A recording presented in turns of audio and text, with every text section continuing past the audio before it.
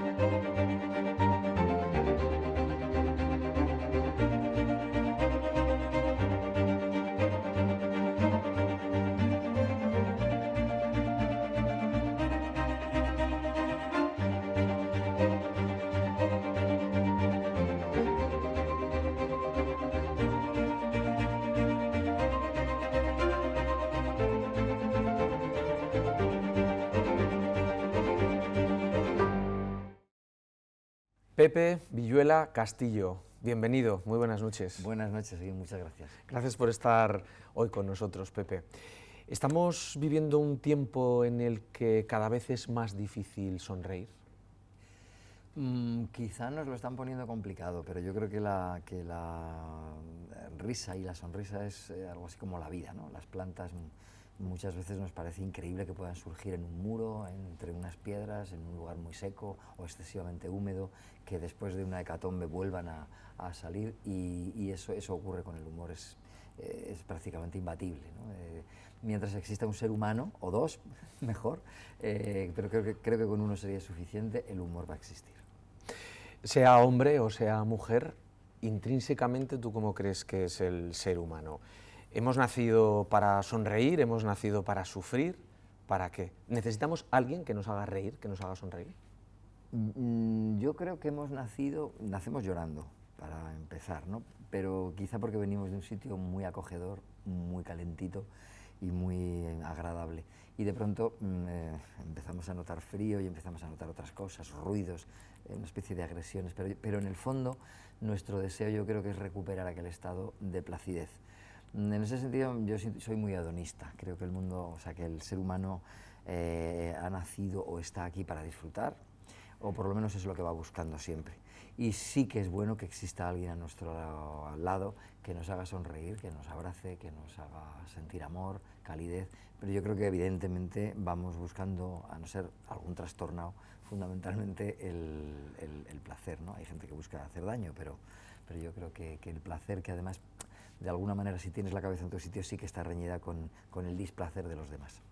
¿Te pide la gente que les hagas reír, sonreír, en tu vida privada, por la calle, fuera de la función? A lo mejor no de una forma explícita, aunque a veces sí, pero sí que es cierto que cuando sabe la gente que eres payaso, estás esperando que en cualquier momento les sorprendas con alguna cosa, sobre todo la gente que no te conoce bien, porque están ahí a ver cómo es, a ver si realmente es tan gracioso, a ver si realmente tiene chispa, a ver si ahora tira el vaso de agua y nos hace reír, o a ver qué se le ocurre. Luego ya cuando tienes más contacto con la gente, pues saben que eres una persona que tiene de todo, ¿no? Montes, valles, y que a veces estás de buen humor y a veces no. Pero sí, la gente de un payaso espera con cierto afán, ¿no? que le haga reír. Sí. ¿En qué momento de la vida te diste cuenta de que te habías convertido en un payaso? Pues cuando me di cuenta de que funcionaba lo que hacía ante un público, ¿no? Cuando dices, ay, va, estas cosas que yo pensaba que podrían hacer gracia, parece que sí, que cuando confirmas que realmente tu intuición no te había engañado y que el personaje que estabas desempeñando, que estabas creando, funciona sobre escena. En ese momento es cuando empiezas a creértelo un poco. ¿Qué tiene que tener? ¿Qué tiene que tener un payaso? ¿Tiene que tener todas estas caras, todas estas muecas, todas estas situaciones distintas? Yo creo que primero tiene que tener muchas ganas, ¿no? Pero luego también tiene que tener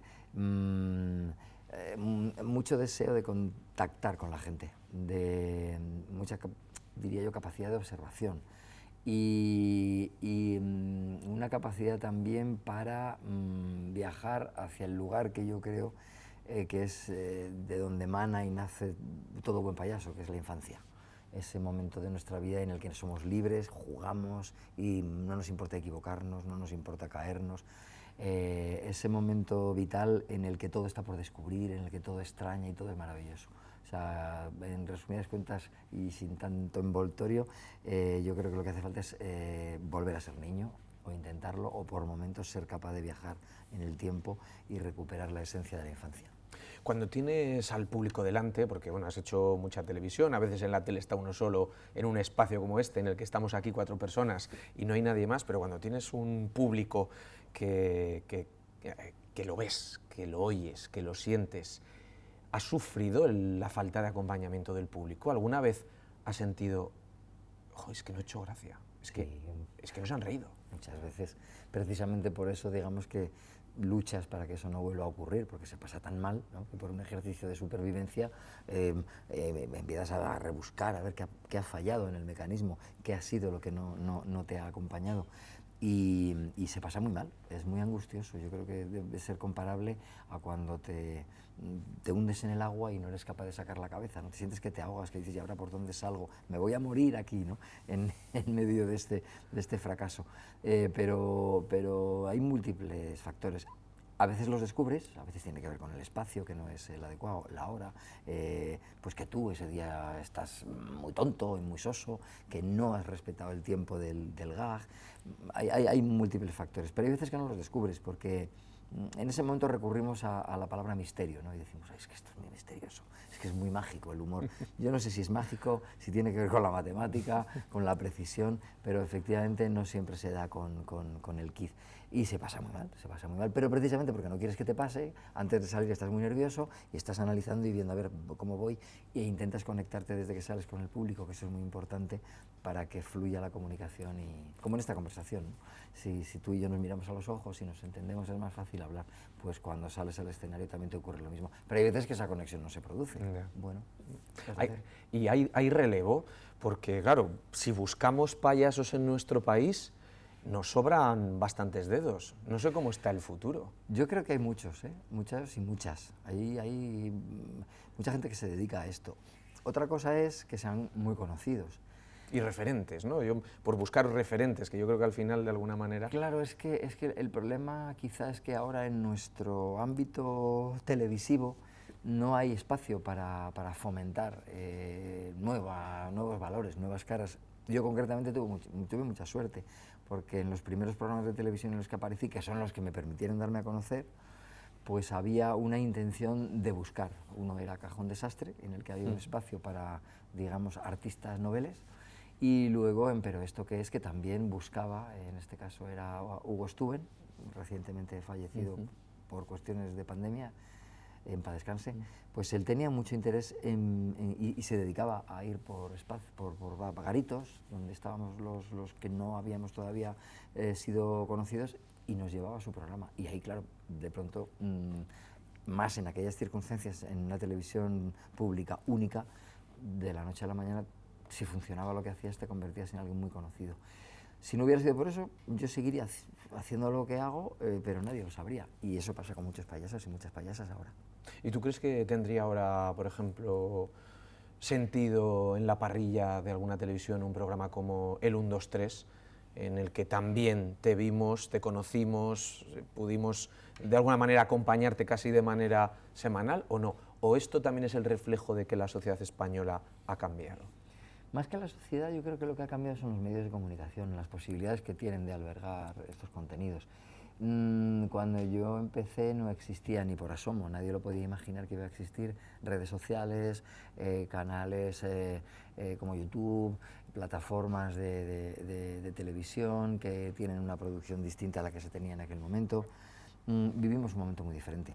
Lo que está claro es que los contenidos que se manejaban en el 1, 2, 3, por ejemplo, ¿no? O en programas de entretenimiento de la época, siguen siendo de alguna manera los mismos que se mueven. Lo que pasa es que ahora pues la forma de poder difundir cualquier cosa pues ha cambiado muchísimo, muchísimo. Yo, de hecho, creo que no me he terminado de adaptar. No sé si podría tener un canal de YouTube, pero no me llama, ya me ha pillado como con el sol en la espalda, ¿no? Ya creo que no es mi momento para eso, y hay gente que está haciendo eso y le está yendo muy bien. Hay influencers, hay youtubers que están, como se dice, petándolo, ¿no? Pero no es mi ámbito, no es mi camino, creo que no sabría hacerlo. Pero yo creo que más que la sociedad, que sigue demandando entretenimiento, sigue demandando risas, sigue demandando humor, son los medios de comunicación, los vehículos, las herramientas, lo que ha cambiado.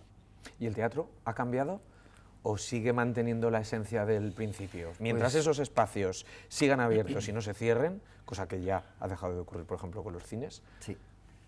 El teatro yo creo que se mantiene como una roca, porque además es impermeable a todo este tipo de nuevas tecnologías. El cine quizá haya sufrido más, sin duda ha sufrido más. La televisión, el consumo televisivo también, pero el teatro es que o vas o no lo ves. Entonces el público de teatro se aferra a esta experiencia, digamos, ceremonial, ritual, que tiene el teatro, en el que nos reunimos un número considerable de personas en el escenario y en el patio de butacas, y asistimos a un hecho irrepetible. Las películas se repiten, los programas de televisión también se pueden repetir, los memes se mandan y son siempre los mismos, pero una función de teatro nunca es igual a la de ayer ni a la que tendrá que ver mañana, ¿no? Y eso el público lo sabe, y el público de teatro yo creo que se mantiene muy fiel, y por eso pienso que en este momento el teatro tiene una robustez importante, porque no puede competir, o sea, están funcionando en niveles distintos, ¿no? digamos, de consumo cultural, el audiovisual con el teatro. El teatro se mantiene en una burbuja, yo diría que muy natural, que desde los griegos sigue siendo la misma, es lo mismo, hay un público, unos actores y una historia que contar, sin intermediarios, sin pantallas, sin filtros. Estamos aquí tú y yo te cuento una historia, tú la escuchas y luego te vas a casa y ya esa no se va a volver a ver jamás, porque por mucho que la quieras repetir igual no va a salir. Entonces yo creo que estamos muy a salvo del peligro que tenía y que ha sufrido, y de las consecuencias que ha tenido el cine en esta batalla. Pues precisamente en el teatro estás ahora girando con Tartufo, con Molière, te hemos visto hace unos días en el Teatro Gayarre. ¿Cómo es la adaptación de ese personaje? Porque yo creo que es una obra que tiene 4 siglos y que no sé si demuestra que no hemos avanzado mucho en la mayoría de los aspectos que toca, ¿no? Pues la adaptación ahí está, donde acabas de decir, en que no hemos cambiado nada, en que todo lo que tiene que ver con la cáscara humana y nuestras posibilidades tecnológicas se han incrementado muchísimo, pero en lo que tiene que ver con nuestra alma, nuestro interior, nuestros sentimientos, las emociones, siguen siendo las mismas. Seguimos siendo igual de vulnerables, seguimos siendo igual de abusones, seguimos siendo igual de hipócritas, de mentirosos, y al mismo tiempo también en muchas cosas también muy sinceros, ¿no? Que tampoco vamos a cargar aquí las tintas en los aspectos peyorativos del ser humano. Pero es que Molière escribía para, digamos, los tartufos de su época, pero la carta ha llegado igual de vigente a los tartufos de hoy en día. Y tampoco resulta tan asombroso, porque seguimos representando a Eurípides y seguimos representando a Sófocles, y nos siguen interesando y nos siguen haciendo reflexionar de la misma manera que se lo hacían a los ciudadanos griegos. O sea que el estancamiento del ser humano en sus pasiones y en su forma interior, en su espiritualidad, no ha cambiado. ¿Los tartufos de hoy lo tienen más fácil? Porque antes hablabas de las redes sociales. Las redes sociales se han convertido de repente en un campo verde, sí, con un cielo azul precioso, pero también en un estercolero. Efectivamente. Y bajo el anonimato. Sí. Además. Sí, incluso aunque no sea bajo el anonimato, hay gente que sabe sacar mucho partido de las mentiras que se pueden verter fácilmente, y de esa escombrera en la que se ha convertido, pues extraen verdaderos éxitos, ¿no? Por ejemplo, pues Por poner un ejemplo que todo el mundo conoce, Donald Trump es una persona especialista en, a través de la mentira y la manipulación y de los mensajes cortos y de las imágenes impactantes y de ese populismo facilón, pero al mismo tiempo también muy resultón. Él se acaba de crear ahora mismo una red social propia al ser vetado en las demás, porque es el paradigma del hombre manipulador, manejador, sería un tartufo, un ejemplo de tartufo maravilloso en el momento en el que estamos viviendo, ¿no? Y claro, la mentira sigue siendo la misma que hace 4 siglos, pero las posibilidades que nos ofrece lo digital, lo virtual, para aprovecharnos de esas mentiras, se han multiplicado por millones. ¿Has sufrido tú los zarpazos de las redes sociales? Sí, claro, yo creo que todos, ¿no?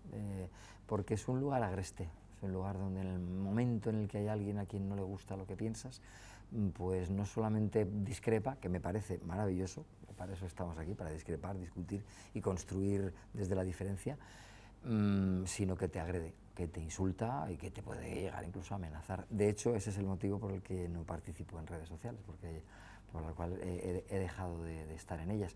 Aprovecho para decir que algunas de las cuentas que hay por ahí a mi nombre no son mías, que las utilizan, pues no sé con qué fines, gente que, bueno, pues no sé, pues por jugar o no sé si se obtendrán algún tipo de beneficio por algún lado, pero no, yo he dejado de participar en redes sociales, concretamente Twitter la abandoné hace poco porque me parecía que era muy incómodo y que se disparaba desde muchos sitios, hay mucho francotirador anónimo, que puede llegar a hacerte mucho daño emocional, ¿eh? No ya que me vayan a poder, digamos, destrozar la carrera, podríamos decir, pero sí que el corazoncito duele y digo, pues para escuchar estas cosas, que ya sé que las piensan, pero no tengo por qué leerlas, no puedo defenderme, no puedo contestar, por lo tanto prefiero no estar.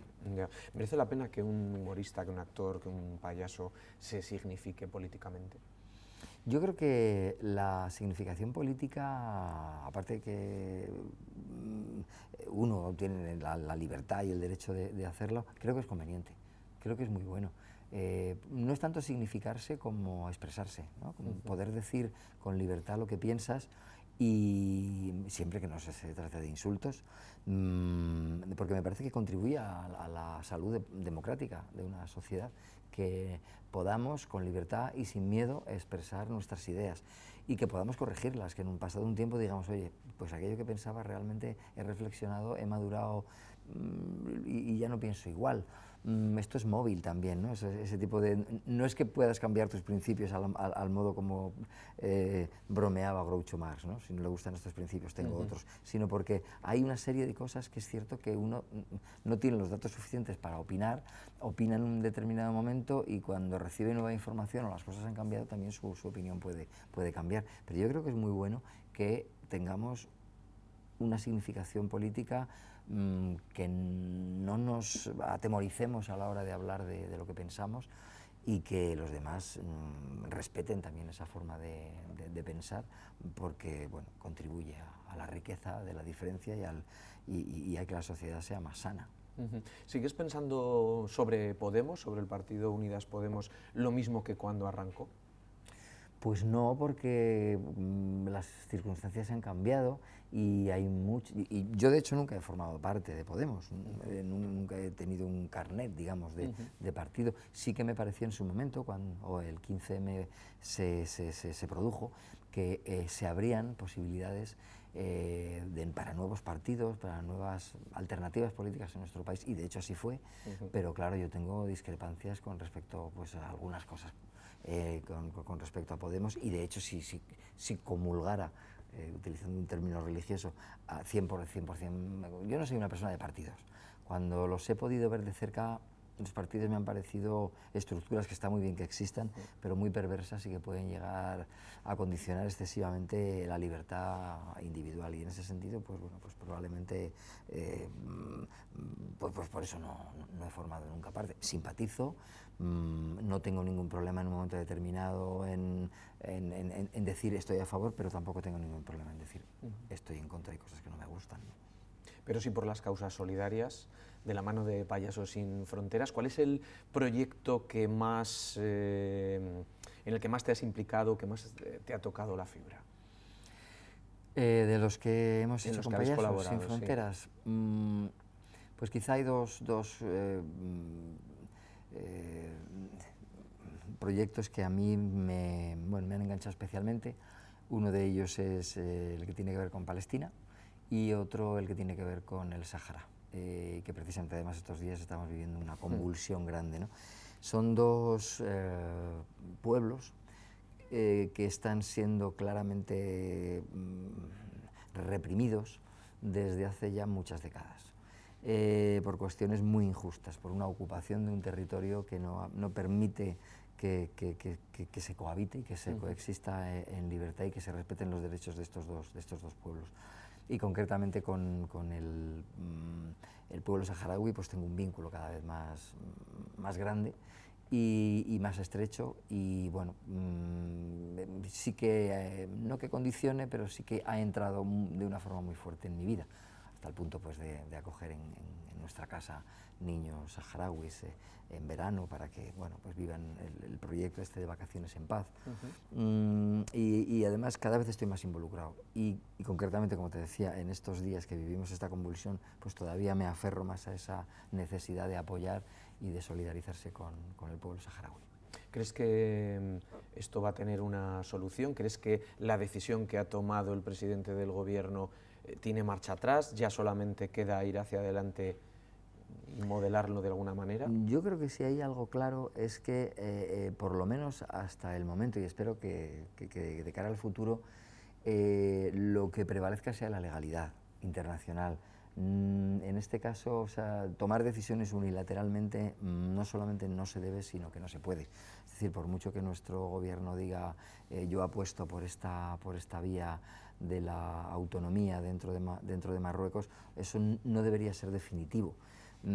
Puesto que no se ha ejercido hasta ahora por parte de los gobiernos españoles el papel de potencia administradora del territorio que nos otorga Naciones Unidas.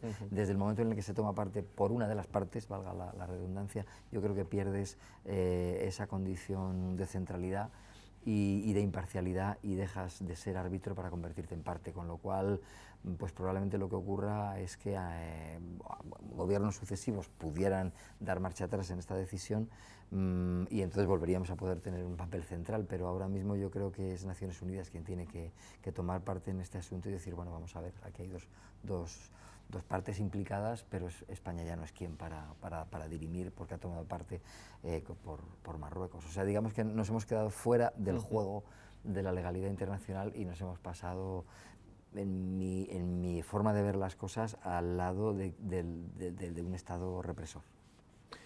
Te has llegado incluso a animar a escribir poesía. No sé la poesía en qué punto conecta con el que la escribe con este panorama del que estamos hablando. Es decir, para escribir poesía hay que aislarse de lo que tienes alrededor de manera inmediata, o no, o al final de la poesía también se tira del hilo. Depende de la opción que uno tome, ¿no? Se puede escribir una poesía más intimista y que bucee en tu interior, pero yo creo que tu interior está lleno de cosas. Entonces, y esas cosas pues siempre van a tener que ver con el mundo que te rodea. Yo particularmente, más que en una poesía contemplativa, lo que practico, no en lo que creo, sino en lo que practico, o lo que más me gusta hacer es una poesía que tenga que ver con las vivencias, ¿no? Entonces, desde ese punto de vista, pues escribo tanto sobre lo que me ocurre desde un punto de vista familiar y cercano, ¿no? El amor, los padres, la muerte de los padres, la amistad, a cuestiones quizá menos, esa la practico menos, pero que tienen mucho que ver con esa actividad más de cara a la implicación humanitaria. Sí, escribo sobre lo que me pasa cuando viajo a campos de refugiados, o lo que en un momento determinado he podido experimentar en una visita a un hospital con niños enfermos con los que también trabajamos. Esas son emociones muy poderosas, muy potentes, que uno necesita metabolizar, o por lo menos yo necesito metabolizar, y también me gusta compartir con otros, ¿no? Por ver y por escuchar después opiniones que me digan, pues te has puesto excesivamente melodramático, o que no, hay gente que te diga, pues oye, me ha tocado mucho y me ha sensibilizado y me han entrado ganas de vivir experiencias parecidas. En cuestiones amorosas, pues por ejemplo, cuestiones, digamos, líricas, todo el mundo está muy cerca porque ha tenido experiencias, y es, digamos, muy fácil establecer esas conexiones y esos puentes. Con estas cuestiones humanitarias ya yo creo que hay que como que abrir ventanas para que otros se asomen y digan, ah, ostras, cómo es la vida en un campo de refugiados, ¿no? Pues seguiremos abriendo las ventanas, que está muy bien que corra el aire. Pues sí, yo creo que sí, yo creo que hay que hacer eso, pensar y compartir. Pepe Villuela Castillo, muchísimas gracias, de verdad. Ha sido un placer estar aquí. Que vaya muy bien. Gracias, igual.